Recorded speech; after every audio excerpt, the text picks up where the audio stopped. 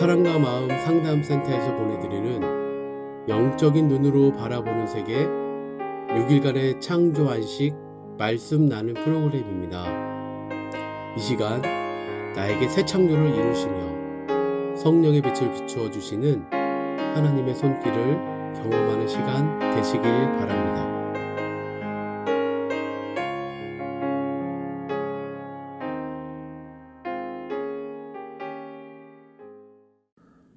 사랑과 마음 상담센터에서 신앙생활하는 주님과 함께하는 교회 황희수 집사입니다. 주제 관계 설정, 창조주와 피조물, 신앙 고백을 자기 적용하였습니다. 나의 창조주이신 하나님께서 피조물인 내가 하고 있는 잘못된 신앙생활과 거짓 영에게 미혹되어 소경을 따라다닌 것이 불쌍하고 안타까워서 이제라도 나를 올바른 신앙생활과 참 하나님을 알게 하기 위해서 내 아내를 통해 주님과 함께하는 교회로 인도하여 성상모 목사님을 만나게 해준 것이 가장 큰 은혜라고 느끼며 내가 하나님의 형상대로 창조되기로 계획된 피조물 존재라고 확신하는 이유입니다. 아니라면 아직도 나를 행위적 신앙으로 자기의 의를 세우며 아멘을 외치며 만족하던 그 소경 무리에서 건져내지 않으셨을 테니 말입니다. 하나님의 창조 목적대로 살지 못하고 나는 아직도 세상 염려와 걱정으로 사로잡힐 때가 있지만 삶 속에서 이런 나를 발견하고 내 안에 작동하고 있는 죄의 지배를 인정하고 내가 어찌할 수 없음을 느낍니다. 죄에게 종노릇하는지도 모른 채 이것이 당연하고 옳다 생각했던 나의 옛사람에 비하면 지금 나의 생각과 삶은 놀라울 정도로 많이 달라져 있습니다. 사랑과 마음 상담센터에서 신앙생활하는 주님과 함께하는 교회 김수환 집사입니다. 하나님과 나와의 관계가 창조주와 피조물인 것이 나의 삶에 어떤 영향을 미쳤는가 생각해 보았습니다. 전 그동안 그 어떠한 영향도 제대로 받을 수 없는 상태였던 것 같습니다. 예수 그리스도의 이름으로 회개하면 다 용서받고 하나님과의 관계가 회복된다고 믿고 내가 생각하는 죄를 계속 떠올리고 용서해 주세요 라는 기도를 반복했었고 기도하지 못한 것들이 있으면 마음에 죄책감으로 남은 채 교회를 다녔습니다. 그러나 지금은 이전 신앙생활이라 여겼던 행위들이 율법의 지배받은 나의 의를 드러내기 위한 행위였음을 깨닫고 이것이 큰 죄임을 알게 되었습니다. 그 관계성 때문에 나의 신앙생활은 지금 생각해 보니 교회만 열심히 다니면 교회에서 시키는 것들을 열심히 하면 하나님은 내 삶의 모든 문제들을 다 해결해 주실 거란 믿음으로 교회 생활은 계속 반복되었었고 난 이미 구원받은 자이니 내가 원하는 게 하나님도 원하시는 걸 거야 라는 믿음으로 열심히 기도를 하고 감각적으로 느껴지는 현상들이 기도 응답이라 여겨왔던 것 같습니다. 그래서 난 오늘 피조물로서 어떻게 살고 있을까요? 이 모든 지난 신앙생활이 거짓임을 알게 되었고 주님과 함께하는 교회에서 신앙생활을 하고부터는 나의 존재를 제대로 인식하는 것이 먼저이고 내 의를 드러내는 것이 하나님 앞에 가장 큰 죄임을 알게 되었고 회개함으로 다시 하루하루 주시는 말씀을 받아들이며 내 거짓자를 발견하고 직면하는 중입니다. 사랑과 마음 상담센터에서 신앙생활하는 주님과 함께하는 교회 이혜숙 집사입니다. 하나님은 창조주이시고 나는 피조물이라는 것을 누구나 교회를 다니고 예수를 믿는다는 신앙인들은 그렇게 말한다. 나도 나는 하나님이 지으신 창조주야 라고 말은 했지만 실상 하나님이 나의 창조주라면 나는 성경 말씀대로 피조물인 나는 창조 목적대로의 삶을 살았는가? 그럼 나는 지금 현실에 내 삶의 창조주의 목적대로의 삶을 살고 있는가? 라는 질문을 나 스스로에게 던져보았다. 예전에는 교회를 다니며 열심히 충성 봉사하며 모든 예배를 참석하며 새벽 기도며 주의 이름을 빌어 유명한 목사님의 말씀을 찾아 듣고 믿음이 약한 지체들을 섬긴다며 기도원으로 인도하는 것이 하나님의 일을 하는 것이라 생각했기에 나의 삶은 창조주가 원하는 삶을 살고 있다고 착각하며 살고 있었다. 지금의 내 마음 상태를 보니 주의 이름을 빌어 세상을 사랑한 나 자신을 위한 삶이었던 것이 마치 하나님이 원하는 삶을 사는 것 모양 나 자신을 철저히 속이며 완전히 거짓된 삶이라는 것을 알게 되었고 마음을 보지 못하니 인식조차 하지 못했던 것 같다. 창조의 목적대로의 삶은 먼저 지음받은 생물적 존재, 이미 내 마음에 내장되어 있는 죄를 다스리라고 하신 것이다. 내 마음에서 자동으로 돌아가는 양심의 기능, 내가 선이라 생각해 놓은 그 기준에서 벗어나지 않으려고 마치 나는 죄의 지배를 받지 않는 것을 증명하기 위해 나를 선한 사람으로 보이기 위해서 행위적인 것을 옳게 추구하였다. 그래야 내 양심에 안 걸리기 때문이었다. 이제는 성령의 빛이 내 마음을 세밀하게 비치고 계시기에 얼마나 내 마음 본질이 악한 양심의 죄의 지배에서 벗어나지 못한 존재이며 매 순간 나는 본질로 돌아가서 살고 있는 나를 보게 해주신다. 흑암인 내 마음 상태를 직면하는 것이 아프고 괴롭지만 내 마음을 객관적으로 바라보는 힘이 예전보다 더 주어지는 것을 내 마음에서 느낀다.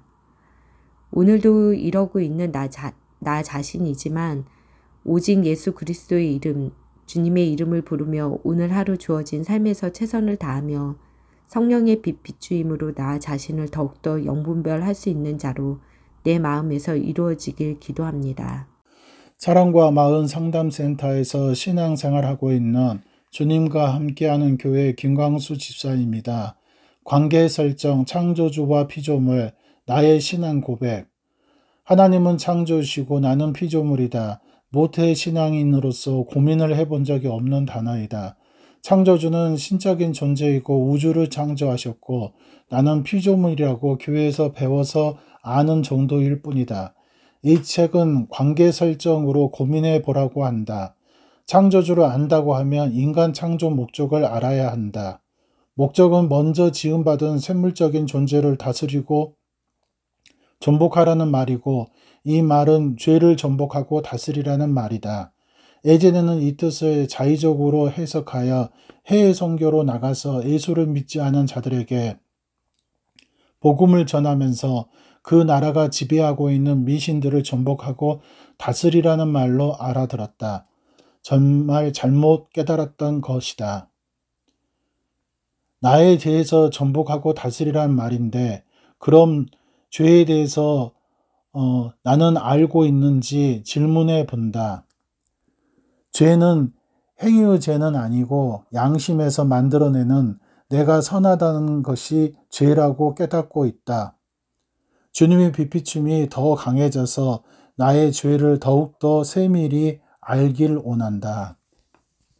창조주 하나님과 피조물인 인간과의 관계 진실성을 분별하는 방법으로서 신앙생활의 필수 요소인 기도에 대해 생각해 보았습니다. 가족들을 위해 기도하고 주변 사람들을 위해 기도할 때도 성경 말씀을 인용하여 말씀대로 기도하고 있다고 생각하고 있었습니다. 주문을 외우듯 성경 말씀에 한 사람씩 이름을 불러가며 하는 기도와 이생의 자랑, 안목의 정욕, 육신의 정욕을 채우기 위해 기도하고 있다고 무엇으로 분별을 할 수 있었겠습니까? 바른 말로 듣기 좋은 말로 기도하는 것으로 그 기도를 잘한다라고 생각하고 있었습니다. 그렇게 기도하는 내용에 제 마음의 동기와 목적을 보기 시작하고 기도하고 있는 제가 하나님이 되어 있었다라는 것을 알게 되었습니다. 행위의 열심으로 하나님의 이름을 부르며 저의 부정적인 감정과 염려와 걱정을 원망하듯이 쏟아내며 떼쓰는 어린아이처럼 울부짖으며 기도하기도 했습니다. 피조물인 저는 창조주 하나님의 목적대로 사는 것이 아니라 제 마음대로 살기 위해 기도해 왔다는 것입니다. 하나님의 뜻대로 기도한다는 것에 대해 어떤 것인지도 모르면서 중언부언하고 있어서 그 중언부언한 기도도 거짓 신이 응답해 주었기 때문에 더 미혹에 빠져 열심을 내었습니다. 참신이신 하나님께 기도하는 것은 저의 탐욕이 없는 상태에서 할 수 있다라는 것을 알게 되었습니다. 세상에 소원을 두고 탐욕을 채우기 위해 하는 기도는 참신이신 하나님과는 아무 상관이 없는 기도였습니다. 제 지배를 받고 있는 피조물인 저는 창조주이신 하나님 앞에 엎드리며 저의 마음의 땅을 정복하고 다스리는 인간 목적대로의 삶을 살아가는 것을 소원하며 그것을 위해 기도하고 있습니다. 사랑과 마음 상담 센터에서 신앙생활하는 주님과 함께하는 교회 이문진 집사입니다. 창조주 하나님과 피조물인 나와의 관계 설정에 대한 진실성을 확인하기 위해 질문 첫 번째에서 이 관계가 나의 삶에 어떤 영향을 미쳤는가로 고민해 보았습니다. 하나님의 창조 목적대로 살 때에만 하나님이 창조주임을 인정하는 삶이라고 하셨습니다. 그렇다면 지금까지 창조 하나님이라는 저의 고백은 거짓된 고백이었습니다. 말씀대로라면 창조주 하나님은 나를 창조 목적대로 살게 하셨을 것이고 피조물인 나는 하나님의 명령대로 정복과 다스리고 지배하는 삶을 살았을 것입니다. 그런데 그렇게 살고 있지 않는 나를 보면서 나에게 역사한 창조주 하나님이 거짓신이던지 피조물인 내가 피조물임을 잊고 하나님처럼 된 삶을 살았다는 결과가 나왔습니다. 내가 믿고 의지하고 나에게 역사한 신은 참 하나님이 아니기에 나에게 주어진 목적된 삶을 살 수 없게 만들고 저 또한 피조물로서 하나님의 뜻을 구한 것이 아니라 기도를 통해 하나님을 조정하는 자였음을 알게 되었습니다. 창조주 하나님, 나는 피조물의 고백이 있었지만 우선 기도의 내용만 보더라도 거짓된 고백이고 뜻도 모르고 한 고백이었습니다. 나의 결핍을 채우고 염려와 걱정을 해결해 주실 분, 누군가를 의지하지 않으면 불안하여 하나님을 의지하고 있다고 고백했고 이 세상의 삶뿐만 아니라 죽어서의 삶까지 보장해 주실 분으로 하나님을 찾았다는 것입니다. 이제야 하나님, 제가 정복할 땅, 다스리고 지배할 땅은 어디인가요? 생육하고 번성하고 땅에 충만한 삶은 어떤 삶인가요? 기도가 달라지고 있습니다. 이제 하나님께서 창조한 모든 것은 다 내 것이다. 그것을 찾아 소유권을 이전하시겠다는 말씀은 사단의 자녀로 살아갈 수밖에 없는 존재, 죽음으로 가는 존재, 그런 나를 하나님께서 새롭게 창조하여 하나님의 자녀로 살아가게 하신다는 하나님의 선포의 말씀이시기에 이 기막힌 사랑의 말씀이 소망이 됩니다. 안녕하세요. 사랑과 마음 상담센터에서 신앙생활하는 이혜진 청년입니다. 성경은 하나님과 사람과의 관계를 창조주와 피조물의 관계라고 합니다. 저는 이제껏 신앙생활을 하면서 하나님과 나와의 관계를 창조주와 피조물의 관계라고 진정으로 생각해 본 적이 있을까요? 지식적으로는 하나님께서 이 세상 우주 만물을 창조하셨고 나도 창조하셨다고 생각하고 믿고 있었지만 그것이 마음으로 와닿거나 느껴본 적은 거의 없었던 것 같습니다. 하나님이 창조주이고 인간이 피조물이라면 창조주가 지은 목적대로 피조물은 살아야 합니다. 성경에서는 사람을 지으시고 사람보다 먼저 지음받은 생물적 존재를 다스리고 땅을 정복하라고 하셨습니다. 그전에는 이 구절을 문자 그대로 해석하여서 무슨 생물들을 다스리며 살라고 하시는지 잘 이해가 되지 않았습니다. 하지만 지금에서는 이 구절이 완전히 다른 의미로 해석이 됩니다. 땅은 마음의 땅이고 나보다 먼저 지음받은 생물적 존재란 내 마음의 땅에 살고 있는 죄를 의미합니다. 하나님은 나를 창조하시고 내 마음과 내 마음에 살고 있는 죄를 다스리라고 하셨습니다. 저는 이제서야 비로소 창조주인 하나님이 나를 지은 목적대로 살기 시작한 것 같습니다. 하나님이 내 마음의 땅에 빛을 비춰주셔서 내 마음속에 있는 죄들을 보기 시작했고, 성령님이 내 마음에 오셔서 그 죄들을 다스리기 시작하셨습니다. 죄를 다스리는 방법은 아주 간단한데요. 죄를 살아나게 하는 율법을 파기시키면 됩니다. 그러면 죄가 있어도 아무런 기능을 하지 못하게 되는 것입니다. 하지만 평생 동안 악한 양심의 지배를 받아 율법의 종노릇을 했었는데 이를 단번에 벗어나기란 결코 쉬운 일이 아닙니다. 끊임없이 본질로 다시 돌아가려고 하기 때문입니다. 그래도 저를 전과 비교해보면 죄의 지배에서 정말 많이 벗어났음을 느낍니다. 죄의 지배에서 벗어나게 해주실 분은 오직 하나님뿐이라는 믿음을 가지고 오늘 하루도 살아갑니다.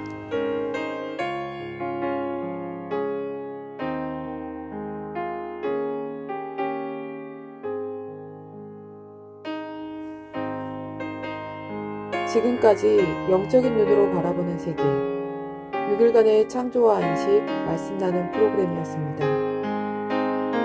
오늘도 새로운 피조물로 거듭나게 해주시는 하나님의 음성을 듣고 반응하는 여러분이 되시기를 기도합니다.